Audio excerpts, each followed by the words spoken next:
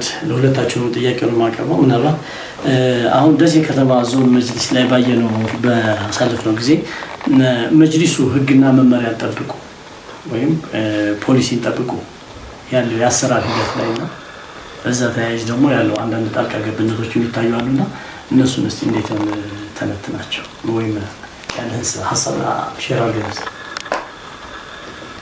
እሺ ቢስሚላህ እንግዲህ ህግና ፖሊሲ ወይ መመሪያዎች ላይ ተመርኩዞ የሚሰራ ስራ አለ ወይ ከዛ ጋር በተያያዘ የሚፈጸሙ ጣልቃ ገብነቶች አሉ ወይ የሚለው የተቋማችን ዋነኛ ችግር ነው ብዬ ነው የምወስደውና በመጀመሪያ ደረጃ ሁሉም ነገር ተያያዥነት አላቸው ቅድም ካልኩት ጋር ብዙ የሚያያዝ ነገር አለው ለምሳሌ ስለ ስትራቴጂክ እቅድ ወይም ስለ ስልታዊ እቅድ ስናወራ አንድ ሰው ስትራቴጂካዊ እቅዶችን ወይም ስልታዊ እቅዶችን ለማውጣት መማር አለበት ብለናል በተመሳሳይ ነው አንድ ሰው ህግና ፖሊሲ መመሪያና ደንብን ተከትሎ ይሰራ ዘንድ መጀመሪያ መማር መቻል አለበት ለዚህ እኮ ነው በባህላዊ አሰራር እየተደነቃቀፉ ችግር እየሆኑ ያሉት ጋሬጣ እየሆኑ ያሉት ስለዚህ አንድ ሰው በህግና በፖሊሲ ተንተርሶ ለመስራት በመጀመሪያ የራሱን የሊደርሺፕ ኳሊቲ ማሳደግ ግድ ነው የሚሆነው እና ከዚህ አንፃር ስታየው ሰዎቹ ያሉበት ግሬድ ወይም ሌቭላቸው የትምህርት ደረጃቸው ምን ያክል ነው ብለህ ስታስብ እውነት ህግና መመሪያን ወይም ፖሊሲን ተንተርሶ ሊያሰራ የሚያስችል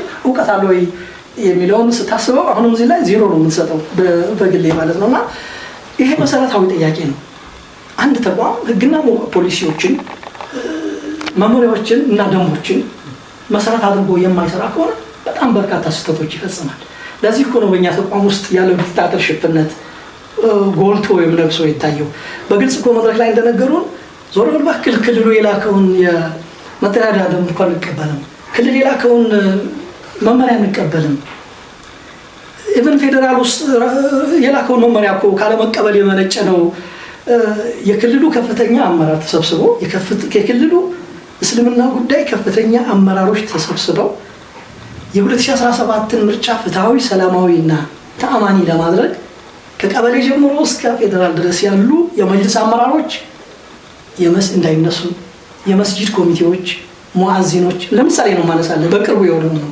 የካቲት 19 ቀን የፌደራል መጅልስ አመራሮች ከፍተኛ አመራሮች ተሰብስበው የወሰኑትን ውሳኔና እንዲተገበሩ ወደታች የላኩትን ሰርኩላር አንስቼ ነው ማውራት የምፈልገው በዚህ ደረጃ ከፍተኛ አመራሮች ወስነው እንዲተገበሩ ወደታች የላኩትን መመሪያ ጭምር በመጣስ ሶስት የመጅልስ አመራሮችን በጅምላ ማገድ በእውነት ከተማረ ሰው ይጠበቃሉ የምትለይ ከሆነ እኔ እስቅብሃለሁ ከማን ነው የሚጠበቀው ይሄ በራስ የመተማመን ስሜት በራስ የመተማመን መንፈስ ከጎደለው አካዳሚ ማነጨ ነው የበላይ አመራርን አክብሮ መስራት ሙስሊሞች ከሚገለጹበት አንደኛው ጥሩ ባህሪያቸው አንዱ ነው ለምን ለአሚርህ መታዘዝ አንዱ እስላማዊ የዲስፕሊን መመሪያችን ነው አይደለም ይሄ እኛ ተቋም ውስጥ አይታይም ስለዚህ ህግና ፖሊሲን ተንተርሶ የመስራት አቅሙ የሌለው ደግሞ ከትምህርት ዝግጁነት ወይም ከሊደርሺፕ ኳሊቲ ወይም ደግሞ ከትምህርት ብቃት ማነስ የሚመነጭ ሐሳብ ነው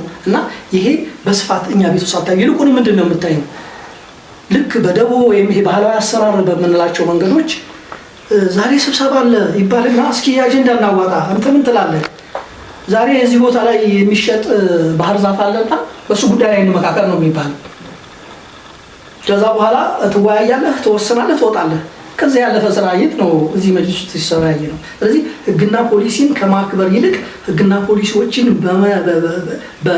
ባለመቀበል በጣም ከፍተኛ የሆኑ ስህተቶች የተፈጸሙበት መዋቅር ነው ወይ መጅልስ ነው በዚሁ ላይ ደግሞ መጨመር እንፈልገው ጣልቃ ገብነቱ ምን ያክል ደረጃ ደርሷል ሲባል ኢቭን የፕሬዝዳንቱን ስራ ደርበው በመስራት ስህተቶች ተገኝተዋል እርስ በርስ ማለት ነው እኛን ከውጭ የመጣኑ አካሎች ላይ በተለይ እይታ ስለሚያውን ያ ብቻ ሳይሆን ጣልቃ ገብነቱ ሁሌ ስጋት እንደፈጠረባቸው ነው የሆነ ነገር አንድ ሰው ያደርጋል ከተባለ ከዚህ አንፃር ነው የሚያደርገው የሚል ያልተማከለ አስተያየቶች ሁሉ ከምናልባት እውቀት በሌለበት ሁሌ ጥፋት ይኖራል የሚለውን ሰፋር አጉልቶ የሚያሳይ ይመስለኛል ጣልቃ ገብነት ሲባል በዚህ ደረጃ ብቻ የሚገለጽ አይደለም ለአሰራር እንዲመች ወይም ደግሞ ግለሰቦችና መብቶቻቸው እንዲከበር ሲባል ተቋሙ በግለሰቦች ሃይጃክ ተደርጎ ተቋም አሰራር ስለሌለው ከዚህ አንፃር የፈለጉትን አደረጃጀቶች በመጠቀም የእጅ መጠምዘዝ ስራዎች ወይም ደግሞ መመሪያዎችን የመጠምዘዝ ስራዎችን በከፍተኛ ደረጃ ሲከናወኑ ይህም ራሱ ተቋማዊ ጣልቃ ገብነት ተብሎ ሊታይ ይገባል ከመሰረቱ ራሱ ተቋም የሚያደርገው ምንድነው ጣልቃ ገብነት ሳይኖረው ወይም ደግሞ ፍሌክሲብል ሆኖ ለሁሉም ሀሳቦች ክፍት ሲሆን ነው። ነገር ግን ጣልቃ ገብነቱ በሰፊው የተሰራጨ ከመሆኑ አኳያ በአነጋገርም ደረጃ በአስተሳሰብ ደረጃ ወይም ደግሞ አጀንዳ ከመዋጣት አኳያ ራሱ በድምጽ ብልጫ ወይም በደቦ እንዲሄድ የመፈለግ ሁኔታዎች ይሁሉ በአሰራር ደረጃ በአፈጻጸም ደረጃ በደንብም ደረጃ ጣልቃ የመግባት ሁኔታዎች አሉ። አንዱን ዘርፍ ደግሞ ሁሉም ጣልቃ ገብቶ በደቦ ነው የሚወያይበት። ለምሳሌ ከክልል ከፌደራል መጥቶ ሹመት ሲሰጥ በሰዓቱ እከሌ ይሄን ይሰራል እከሌ ይሄን ይሰራል በሚል የተመደበ አመዳደብ አለ። ከዛ ውጭ ምንድነው ጣልቃ ገብነቱ የሚሆነው አብዛኛው ስራና ነገሮች የማይመለከተን ስራዎች ሁሉ እንሰራለን። ለምሳሌ ካልተመደብንበት ውጭ በጋራ በደቦ ስለሆነ ውይይቱ የሚደረገው ይህ አሰራር ሮብና ቅዳሜ ቢሆን የሚደረገው ያው ከጧት ነው። ያው ደግሞ የሰዓት መሸራረፎችም አሉ። ይህ ሁሉ የጣልቃ የተቋሙን ምን ያክል ደረጃ ላይ እንደወደቀ ወይም አደጋ ላይ እንደሆነ ህብረተሰቡ በሚያስረዳ መልኩ ግልጽ ይሆናል ብዬ ነው የማምነውና ከዚህ አንጻር ጣልቃ ገብነቱ በዚህ ደረጃ የሚገለጽ ነው የሚል ሀሳብ ለማንጸባረቅ ነው ፈልገው። ምክንያቱም ተቋምን የሚያደርገው ምንድነው ለሀሳቦች ክፍት ሲሆን ፍሌክሲብል ሲሆን፣ ሁለተኛ ደግሞ ለሽግግርም ራሱ የሚመች ሲሆን ነው። ነገር ግን አዲስ ሹመት ከመጣ በኋላ ድሮ እንደነበሩ ሆኖ ለምሳሌ እንዴት ነው እነሱ ባለቤት ሌላው ደግሞ ተካታች፣ አንደኛው የቤት ልጅ ሌላኛው ደግሞ ከውጭ የመጣ አይነት ልጅ አድርጎ ወይም የእንጀራ ልጅ በሚል አገላለጽ በሚገልጽ ሁኔታ ይታይበት ነው ያለው እና አሳስባቸው ስለነበረ ራሱ ዝግጅታቸው በዚህ ደረጃ የነበረ በመሆኑ ከፍተኛ ጣልቃ ገብነቶች ብዙ ስህተቶችን በማህበረሰቡ ላይ ፈጠሩ ሆነው አልፏል ለማለት ነው የምፈልገው። አመሰግናለሁ። እሺ ጥሩ ተንትናችሁታል። እኔም ደግሞ የራሴን እስቲ ልጨምርበት። ምናልባት ይሄ በመጅሊሱ ህግና መመሪያን የሚለው ነገር ላይ እንግዲህ መጀመሪያ የመጅሊሱ መተዳደሪያ ህገ መጅሊሱ ተነቧል ወይ ነው የመጀመሪያው ጥያቄ። ሁለተኛ መመሪያውን በተመለከተ ለምሳሌ የአማራ ክልል የስራ መመሪያ የመጣበት ካታሎግ አለ። ያም ራሱ እያንዳንዱ ሰው የራሱን ፖዚሽን ሬስፖንሲቢሊቲውን የሚገልጽበት ያ ነገር አለና ከዚያ ጋር ተያይዞ አንድ እኔ በጣም በተደጋጋሚ ምናልባትም ቤቱ ላይ ያነሳሁት ነገር እያንዳንዱ ሰው በተመደበበት ይስራ። ይሄ እንግዲህ ይቅርታ አድርጉልኝና እንደ ተቋም መነሳትም ያለበት አይደለም። ከመጀመሪያ ሹመቱ ሲሰጥ እገሌ እንትን ኃላፊ የዚህ ዲፓርትመንት እንደዚህ ተጠሪ ምናምን ከተባለ በዛ ዘርፍ የሚመለከተው አለ። ለምሳሌ ወንድሜ ህዝብ ግንኙነት አለ አህመድ፣ ወይንም ወንድሜ ፈኽረዲን አሁን የመስጂድና የአውቃፍ ዘርፍ ነው ያለው። ያንተን ዲፓርትመንት ብቻ የሚመለከት ሆኖ አንተ በራስህ ኃላፊነት ሶልቭ የምታደርጋቸው ነገር ግን አስፈላጊ ሆኖ ሌላው የስራ አስፈጻሚ ራሱ መስማት የሌለበት ኢቭን የስራ ሚስጥርም አለ። እንደገና ስኬጁሉን ደግሞ ጠብቀህ የምትፈጽመው አንዳንድ ነገር አለ። ያንን በተመለከተ አንተ ጋር ነው። ምናልባት ካንተ ካለፈ የሚመለከተው ሌላ ወንድም ልታማከር ትችላለህ። ከዛ ካለፈ ደግሞ ለስራ አስፈጻሚ ልታቀርብ ትችላለህ። አስፈላጊ ከሆነ ከውጭም ባለሙያ ሊጠየቅ ይችላል ይመስለኛል። የስራ መመሪያና ደንቡ እንደማይተገበር አንዱ የምታይበት ነገር በግሩፕ እሳቤ የሚመጣ ነው። ኢቭን አጀንዳዎች ሲቀርቡ ራሱ ቤቱን ያማከለ ወይንም ወቅቱን ያማከለ ሪፖርትን የተከተለ ሌላውን ነገር ዳታ ሊሰራበት በሚችል መልኩ ተቋሙን ሊያራምድ በሚችል መልኩ ሳይሆን እነሱ ከፍላጎት የመነጨ ነው እንጂ ከእውቀት የመነጨ ነው ብዬ አላስብም። እዚህ ጋር ተያይዞ ማነሳት አንድ ሀሳብ አለች። ብዙ ጊዜ ነገሮች በደቦ ነው፣ ምናልባት ደቦ ነው የተጠቀምኩበት እንደው ትንሽ እንደው ጫን ቢላቸው የሚለውን ነገር አስቤ ነው። ብዙ ጊዜ በደቦ ነው የሚወሰነው። በደቦ ሲወሰን ምን አይነት ሳይድ ኢፌክት አለው? ብዙ ጊዜና የሀሳብ የበላይነትን በድምጽ ብልጫ የማዋጥ በጣም የተለማመዱበት አካሄድ አለ። ይህንን ደግሞ በደብዳቤም ገልጸናል። ከደብዳቤም ባለፈ ለክልሉም ጽፌያለሁ እኔ በግሌ። ከዚያም ባለፈ ሀሳብን በበላይነት ሀሳብን በተሻለ አራማጅ በሆነ ሀሳብ ነው እንጂ መሞገት የሚቻለው በድምጽ በላይነት አይቻልም። የድምጽ የበላይነት የሚለው ህገ መጅሊሱ ላይ የተጠቀሰበት አግባብ አለ። ያ ግን ድልድሉ እኩል በሆነበት ነው። ለምሳሌ ይሄ መሆን አለበት የሚል የለበትም የሚል 5 ህዝብ ቢፈጠር የዋና ፕሬዝዳንቱ ድምጽ ራሱ ገዢ ሆነና ወደ አንዱ የሚሄድበት ኦፖርቹኒቲ አለ። ነገር ግን ይሄ ምናልባትም ውጪ ተወርቶ ውጪ ተቦክቶ ተጋግሮ ምናምን የመጣውን ነገር እዚህ የሚቆራረስበት ነገር ነው ያየነው። ስለዚህ የደቦ እሳቤ በጣም አለ። ደቦ ደግሞ በአሁኑ ሰዓት እኔ እንጃ ሌላ ተራ ነገር እንኳን ይኖራል ብዬ አላስብም። እንደ ምሳሌ የማነሳው ነገር አለ። ለምሳሌ 100,000 ብር አውጥተን ኮምቦልቻ ሄደን ምሳ እንብላ ብትሉ አንድ ሰው ሊቃወም ይችላል፣ አሳማኝ በሆነ ሀሳብ ማለት ነው። ሌላው 10 ሰው ስለተስማማ ትክክል ነው ማለት አይደለም። ኢሌጋል በሆነ ነገር ላይ ተስማምቷል ማለት ነው። ይሄ ነገር እንዴት ነው የሚቀረፈው ብለን ስናስብ በዚህ አይነት ችግር አለ። ጣልቃ ገብነት በፖዚሽን ላይ ጣልቃ ገብነት ብዙ ቦታ ላይ አይተናል። ያው ህዝብ ግንኙነቱ አለ። ሚስተር ኤክስ መድረክ ይመራል። የዳዕዋና እንትን ዘርፍ አለው። ሚስተር ኤክስ ዳዕዋ ያደርጋል። አልহামዱሊላህ ቢል ዓለም ሰላቱ ሰላሙ ብሎ ይገባል።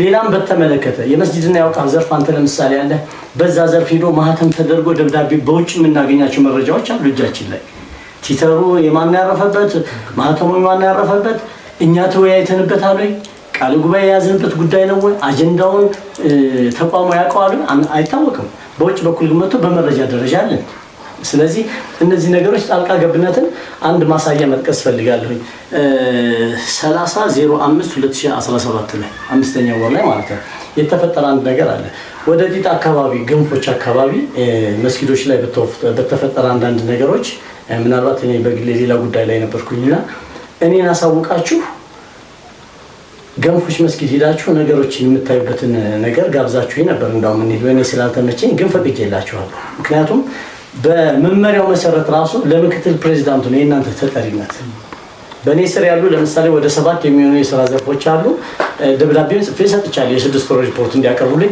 የ2 ወር አለፈው አልቀረበም ያም ራሱ አግባብ አለ መመሪያው ስለማይተገበር ማለት ነው የዛኔ ይሄንን በዚህ መልኩ ስታቀርቡ ወይንም ወደ ዲጣ ሄዳችሁ ነገሮችን በመታየበት ሰዓት የመስጂድና የአውቃፍ ዘርፉ ነው እንኳን ፐርፐዝሊ እስራኤል ስራ ብለህ ሄደህ ቀርቶ አይደለም እግረ መንገድህን ሄደህ ያለውን ኢንቫይሮንመንት የማጣት መብቱም ስልጣኑም ያንተ ነው ነገር ግን ወዲያውኑ በክፍለ ከተማ በቀበሌ ምናምን ባለው ማለት ህዝብን በማያማክል ግን በእነሱ ሰንሰለት አደረጃጀት መጣና እናንተ የምትገመገሙበት ኢንቫይሮንመንት ነው የመጣው ተጨቃጭቀንበታል ብዙ ተወያይተንበታል ብቻዬን አንድ ያነሳሁት ሐሳብ ነበር በዘርፋቸው ነው ሄዱት እኔን አስፈቅደዋል የሰሩት ስራ ትክክል ነው ነገር ግን ለቤቱ ህግና ደንብን ጠብቆ መስራት በራሱ ወንጀል ስለሆነ የተለመደው ህገ ወጥነት ስለሆነ ይሄ ስራቸው እናንተ በዚህ አይነት መልኩ አነሳችሁት ምንድነው መደረግ ያለበት ድምጽ ወደ ድምጽ ገቡ ነው ከድምጽ በፊት እኔ መጀመሪያ ራሴን አወጣው እነዚህ ልጆች በዘርፋቸው ስለሰሩ ሪፖርት አድርገው ስለሰሩ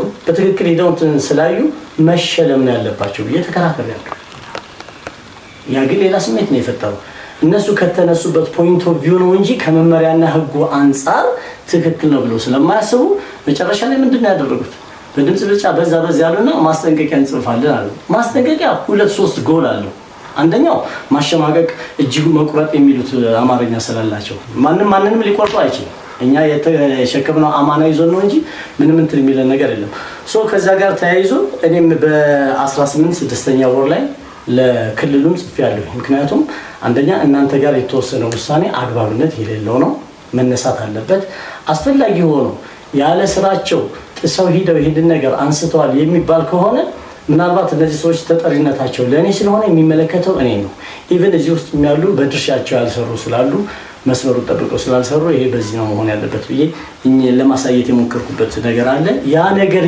እያደገ መጥቶ እስከምን ደረሰ አሁን ዛሬ ፕሬዝዳንቱ አሉ ምክትል ፕሬዝዳንቱ ያለ ተዋረዱን በጠበቀ ይሄን ሳይመለከት ነገር ግን አሁን በዚህ በምርጫው ሆነ በሌላ ጉዳይ ላይ የምትሰራ ስራ ስላለች ብለው ስለሚያስቡ ማገጃ ብለው ደብዳቤ ጻፉ ስንሰማኛ በጣም ስቀናል የፈለገው መረጃ ነው ደብዳቤ ስጡን ያላቸው ደብዳቤ ሰጡን ደብዳቤውን ደግሞ የፈረመውም የጻፈው ማን ነው የሚለው ነገር አሁን ህግ ማየት ባለበት እየሄድበት ነው ያለነው ጉዳዩ እሱ ስለሆነ አጠቃላይ ግን ጠቅለል ስናደርገው መመሪያና ህግ ምናልባት ተጽፈው ወርደውልናል ደርሰውልናል አይተገበሩም ስለዚህ ይሄ ደግሞ ተቋማዊ አሰራር አይደለም ይህን ሰፊ የሙስሊም ማህበረሰብ ሊመራ የሚችል አንድ ተቋም ላይ መታየት ያለበት ባህሪ ነው ብዬም አላስብም አስፈላጊ ከሆነ እውነት መናገር ካለብን አሳፋሪ ነው አመሰግናለሁ የኔ ሐሳቤ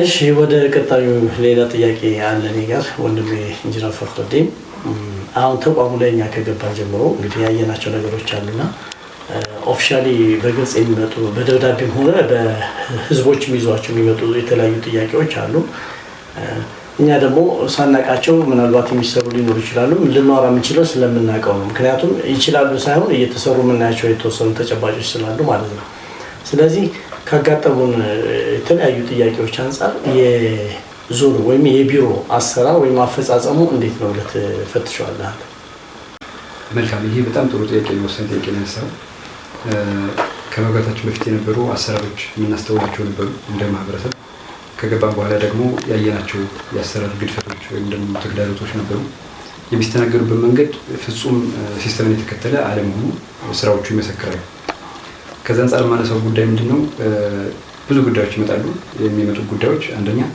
መጅሊሱ ቀጥታ የሚያስተዳድራቸው ጉዳዮች ብቻ ሳይሆኑ መጅሊስ የማይመለከታቸው ጉዳዮች ወይም ደግሞ መንግስት ጣልቃ ውስጥ የሚያስገቡ ጉዳዮችም የሚመጡበት መንገድ የሚስተናገዱበት መንገድ ፍጹም ማህበረሰቡን ውጤታማ የሚያደርግ ሆኖ አልተገኘም። ያ ብቻ ሳይሆን የተወሰኑ ዝንባሌን ያተኮረ አካሄዶች ስላሏቸው ጥቂት ነገሮች እንዳይነኩ የመከላከል ለምሳሌ አንዳንድ የመጅሊሱ የሚያስተዳድራቸው ቦርዶች ካሉ ለምሳሌ ፉርቃን ማንሳት ይቻላል። ፍጹማዊ ያልሆነ መልኩ ይሄ ሊነሳ አይገባም የሚል መከላከሎችን ይደረጋሉና ግለሰቦች ደግሞ ሲመጡ ፕሮፋይላቸው ተጠንቶ ከመጅሊሱ ወይም ሳይሆን ከስራና ደንብ አንጻር ወይም ደግሞ ከፍትሃዊነት አንጻር ሳይሆን ፕሮፋይላቸው ተጠንቶ እነሱ ሰዎች በእኛ በኩል መስተናገድ የለባቸውም በሚል ወይም ደግሞ ፍቃድ ከተሰጣቸው በኋላ የመከልከል እንዲሁም ደግሞ የማሸማቀቅ ሂደቶች አሉ ማለት ነው። በጣም በሚገርም ሁኔታ አፈጻጸሞች ላይ አብረን በሄድንበት ሂደት እቅዶች ላይ ራሱ ስትራቴጂክ እቅድ አቅደናል የሚሉት ግለሰቦችም ላይ ይህ ሁሉ ዝንባሌ ታይቷል። እንኳን ሌላው የሚስተናገደው ባለ ጉዳይ አለ በእኛ ራሱ ጉዳዮች ላይ የየራሳችንን እቅድ ካቀድን በኋላ በተለይ በግሌ ያቀድኩላቸው አንዳንድ ሰዎችም አሉ በቦታው ላይ ማለት ነው። ነገር ግን ምንድነው አንዱ ሌላውን አቅዶ ይመጣል በሚገርም ሁኔታ እና አፈጻጸም ደረጃ ከአሳሰብ ጀምሮ ገና ሲስተሙ ሲዘረጋ እኛን ራሱ መስራት እንዳንችል የሚያደርግ ዝንባሌ ወይም ደግሞ የግል ፍላጎትና ጥቅም ዝንባሌ ያዘነበለ አካሄዶች ነው ተስተዋሉት ማለት ነው። ከዛ አንጻር የሚስተናገዱበት መንገድ ግለሰቦችና ሰዎች እና በዚህ ሰዓት እናስተናግዳለን ተብሎ ሌሎቹ አየሩ ክፍት የሚሆንበት ሌሎች ደግሞ ጠብቁን ስብሰባ ላይ ተብለው የሚገፉበት ሂደቶች በደንብ የተስተዋሉ ናቸው። ያ ብቻ ሳይሆን እንደ ስነ ምግባር ደረጃ የተቋሙ ጥበቃዎች ይህንን ስራ በልዩ ሁኔታ እንዲሰሩ የመገፋፋት ከሌ እንዳታስገባው የሚልም ሁሉ ትዕዛዞችን የምናይበት ሁኔታዎች አሉ ማለት ነው። ያ ብቻ ሳይሆን በአሰራር ደረጃ እና አፈጻጸም ደረጃ ግለሰቦቹ ወይም ደግሞ ተቋሙን እንመራለን ያሉት ሰዎች የፈለጉበት ያክል ሰዓት የማይገኙበት የፈለጉበት ሰዓት ጣልቃ ገብቶ መግባት የሚችሉበት ሌሎች ላይ ግን የተለየ ግምገማ የሚደረግበት እንዲሁም ደግሞ በአሰራርና በአፈጻጸም ደረጃ ደግሞ እርስ በርስም የስልጣን ሽኩቻዎች በግልጽ የሚታዩበት አንዱ የበላይ ሆኖ የሚሄድበት ቡድንተኝነትም ያዘነበለበት ከመሆኑ አኳያ አፈጻጸሙ ማህበረሰቡ ዘንድ ተዋረዱ ያልጠበቀ ሆኖ አንድ ግለሰብ ታች ድረስ ጣልቃ ገብቶ ሰዎችን ወጣቶችን ማሰባሰብ የፈለገውን አድርጎ መመለስ የሚችልበት ሂደቶች በጣም እየተጨመሩና እየታዩ ነው ያሉት። ያ ብቻ ሳይሆን ራሱ ግለሰቦች ሊሆኑ ይችላሉ፣ ቀጥሎ ያለውን ተዋረዳዊ ተቋሞች ለምሳሌ ክፍለ ከተማዎች ሊሆኑ ይችላሉ፣ ቀበሌዎች እነሱን ሳያማከር በራሱ ፍላጎትና ሂደት አንደር ቴብል የሆኑ ጉዳዮችን በራሱ የሚፈጸምበት፣ ሁለተኛ ደግሞ ኦፊሻል የሆኑ ጉዳዮች ደግሞ ከመጡ ደግሞ በድምጽ ብልጫ እና ፍላጎትን መሰረት ያደረገ ውጤቶች እንዲኖራቸው ዝንባሌ ሆኖ ወደዛ አቅጣጫ እንዲወስዱ የማድረግ፣ ሁለተኛ ደግሞ የመጠቋቆምና ሌሎች ስራዎችን ደግሞ ኢቨን ውስጥ ያሉትን ስራዎችን በደሞ የሚታዩ ጉዳዮች ላይ ተጽዕኖ ለመፍጠር የቀበሌዎችን ወይም ደግሞ ሌሎች ምሁራን አደረጃጀቶችን 2-3 ቦታ ስልጣኔን መዋቅር ኖሯቸው እያለ እየታወቀ እነሱን ዝም በማለት በመና ጉዳዩ ላይ በማምጣት ነገሮችን በተለየ አቅጣጫ እንዲታዩ የመጋበዝ ሂደቶች ሁሉ ታይቷል ማለት ነውና በዚህ ደረጃ የሚገለጽ ነው። እነዚህ ማህበረሰቡ ሊያውቃቸው የሚገቡ ናቸው ብለን የምንጠቅሳቸው ነው እንጂ እያንዳንዱ ግለሰብ መጥቶ ምን አይነት ሁኔታ እንዳስተናገደው ሁሉም እንደተስተናገዱ የሚታወቅበት ሁኔታዎች አሉ። ዑለማዎችም ዑለማዊ ጉዳይ ብቻ ሳይሆን አንዳንድ መጅሊሱ የሚመለከታቸው ጉዳዮች ይዘው እንኳን በሚመጡበት ሰዓት የምንሰባሰበው ይታወቃል። ቅዳሜና ሮብ ነው።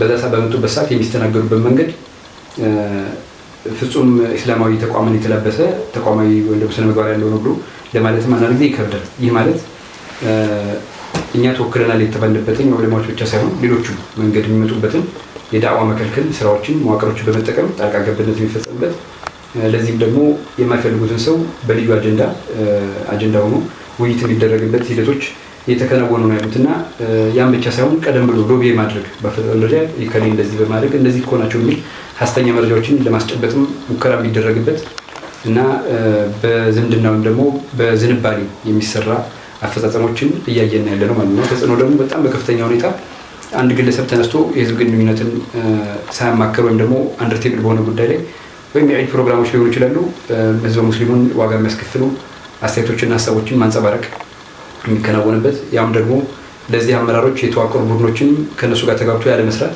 ፍላጎትን በደንብ ባጠናከረ ሁኔታ የሚካሄድበት ሁኔታዎች እና የተለያዩ ግጭቶች የተደረጉበት ስለሆነ በዚህ ደረጃ አፈጻጸም ስህተቶች አሉ ብሎ ማንሳት ይቻላል። ሁሉም ግን ጠቅላላ ሲደረግ አብዛኛው እውቀት በሌለበት ያው የጥፋቱ ይበዛል የሚል አባባል ሁሉንም ሀሳብ ይጠቀልለዋል ብዬ አምናለሁ።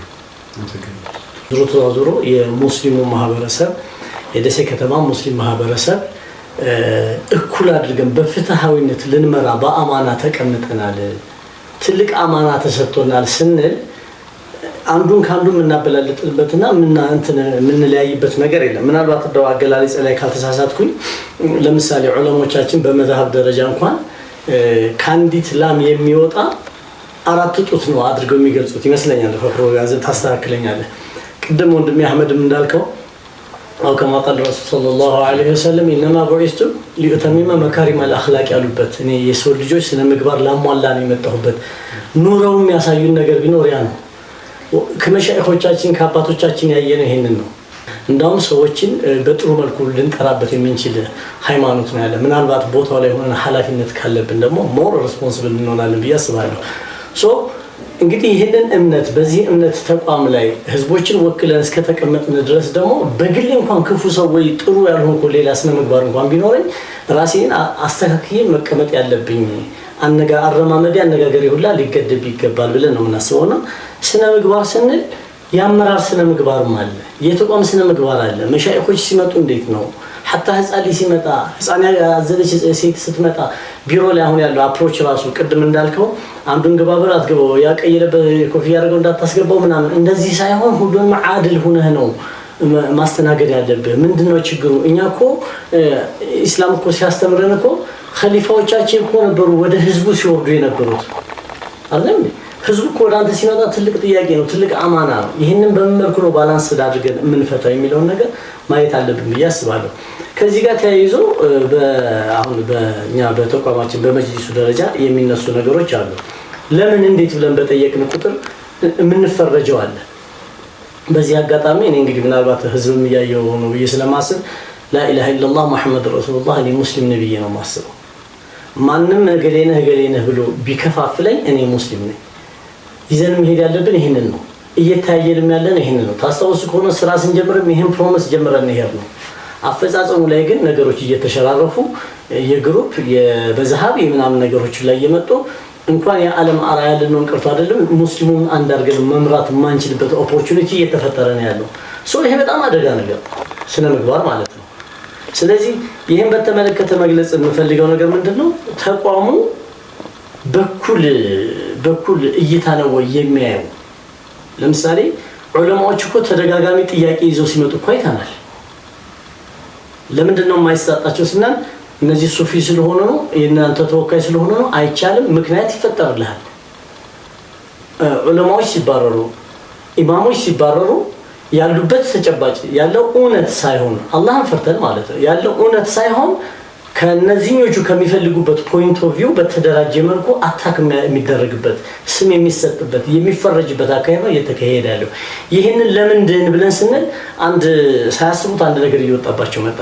ብዙ ጊዜና ዳዒም ሆነ ኢማምም ሆነ ሙአዚንም ምንም ሆነ ፋየር ማድረግ የሚፈልጉት አብዛኛው በሱፊ ካታጎሪ ያለው ነው። ለምንድን ብለን ስንላቸው እናንተ የአንድ መዝሐብ እኔ ባለፈው ክልል ላይ መጥቶ ስልጠና ተሰጥቶ ሪፖርት በሚቀርብበት ሰዓት ላይ ወንድሞች መጥተው ያግዙና ስንል የአንድ መዝሐብ አቀንቃኝ ሆነው ተናገሩ ሲባል እጄን አውጥቼ ነው የተሟገትኩት። ምንድነው እኛ የአንድ መዝሐብ አቀንቃኝ አይደለም። የአንድ መዝሐብ አቀንቃኝማ ብንሆን እነዚህ በርካታ ዑለማዎችና አባቶች ወንድሞች እየመጡ መብታቸውን ሲጠይቁ እየተከለከሉ ለምን እያልን ማለት ነው አበስም ታይም ሳይጠየቁ ወረቀቱ ማህተም ተደርጎ ቤታቸው ድረስ እየሄደላቸው ባህላምባ ላይ ሩቂያ አዳራሽ ላይ ፕሮግራም እያዘጋጁ እነዛኞች ያንዶ ግን ብንሆን ኖሮ እነዚህ ተከልክለው እነኛ ለምን አዘጋጁ እንል ነበር። ነገር ግን አላህን ፈርተን እነዛ ሙስሊም ወንድሞቻችን ናቸው። እነዚህም ዳዕዋ ነው የሚያደርጉት።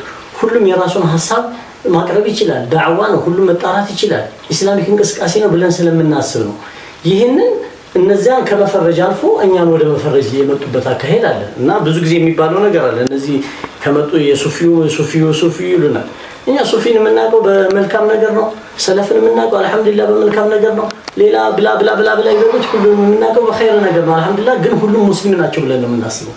ሰው መዝሐብ በሱሉክ በሚንሐጅ ደረጃ ይለያይ ይችላል፣ ችግር የለውም። ያንን ግን አባታዊ ተቋም ነው እኮ ያዘን። አንዱን ካንዱን ማበላለጥ ከሆነ ምንድነው የምሰራው? ይሄንን ነው እኮ መታየት ያለበት አይደል እንዴ? ስለዚህ እዚህ ላይ የጣልቃ ገብነቱን ባለፈ በስነ ምግባር ደረጃ ከፍተኛ ክፍተት አለ። ይሄ ከፍተኛ የስነ ምግባር ችግር እስከምን ድረስ ይወርዳል? ህዝቡ እየተሰራለት ያለው እውነታና እየሰማ ያለውን ውሸት መለየት መቻል አለበት።